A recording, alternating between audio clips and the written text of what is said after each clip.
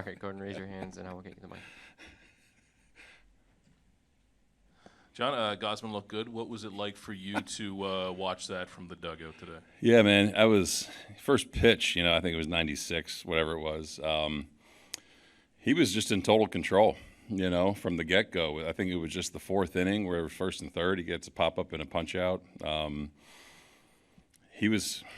That's one of his best since he's been here with us, really. Fastball was really good. Split was really good. Stole a couple strikes with the slider. They were swinging early. Kept his pitch count down. Played good defense. Vladdy's play. Barge made a couple. But Kev was just in total control all day. This one and the last one in New York, does this make it a little easier for you to dream on what that potential can be postseason, big games again for Kevin? Yeah, he seems to be kind of peaking at the right time. And, he wanted the ninth. To me, it was a no-brainer. You know what I mean? But yeah, man, the last two have been outstanding, but he's been on a good roll, for a good bit now. So it's nice. It's nice to have that presence. Yeah. John, just kind of further to that, Gausman's always been an accountable guy, and back in June, I kind of remember him talking about how frustrated he was with his own performance while you guys were playing well. What can you say about the way he's kind of responded over these last 3 months, really?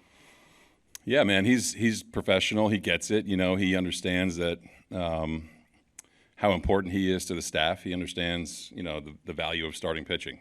So we were talking about it earlier today. He kind of gets, he's under the radar a little bit with some of the personalities we have in our rotation, but he's just consistent. He's shown that he can adapt. He's shown that he can adjust as his career goes on, and man, he's really kind of just taken some initiative to say, I'm going to pitch to the caliber that I can pitch to.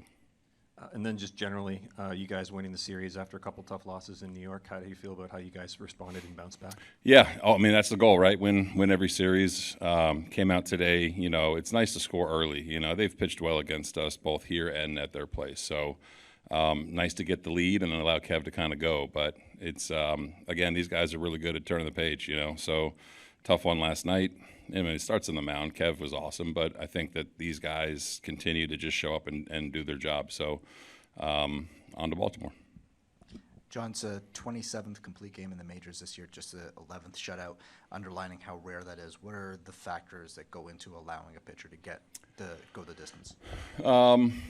Pitch count, matchups, score, all that kind of stuff. If he had a couple, taxing innings, you probably, try to make a decision a little bit earlier. But those are the main ones. He's I think it was in the ninth inning he had thrown 18 or 19 balls, with 70-something strikes, and I don't know how many first pitch strikes, 20-something, You kind of just watch what he's doing, and say, okay, is someone that's going to come in better than him? And today the answer was no. Beyond the obvious, what are some of the things that you appreciate that go into a complete game?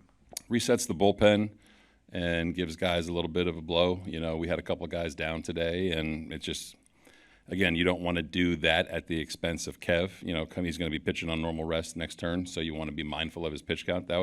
Correa was actually his last hitter, so glad I didn't have to go out there and get booed by the fans taking him out there. So, yeah, it's nice to reset the bullpen for sure. Hey, John, you alluded to Kevin's competitiveness. Maybe could you elaborate on that a little bit more, what you've seen in that aspect from him and how it plays this time of year and beyond? Yeah, he's such a cerebral guy. He's very level-headed, and to me, just watching him his last few, you can see some emotion out of him when he gets a big out or a big strikeout. And not that makes him better, but I think that just shows how fully invested he is in what we're doing right now and what he's trying to do to help the team win. So going forward, you want that mentality from every single person. I think we've done a really good job of pitchers and position players doing that, and then when you get wrapped up in an outing like this, I think everyone kind of gets a little bit more focused, a little bit, kind of on their toes a little bit.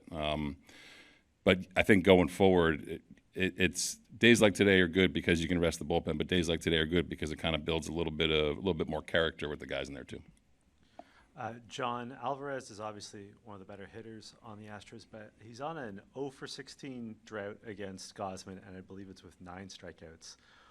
Why is that matchup so preferable for Gausman right now? You'll have to ask him. I don't know. Alvarez is one of the handful of guys you don't like seeing in the batter's box. I'm glad we kept him in the yard this series. I think that's a big part of his game. Obviously, we've seen him hit plenty of home runs. So I think Kev kind of, when he pitches to his strengths, again, ask him. But it's kind of a matchup where you can expose some very, very small holes that every hitter has. And he kind of lived in those good spots, today. And I didn't know those numbers. I guess he's done that quite often against him. You alluded to it, but in that fourth inning when he had the couple of runners on, when he got that last out, that was as fired up as I've seen him, I think, coming off the mound.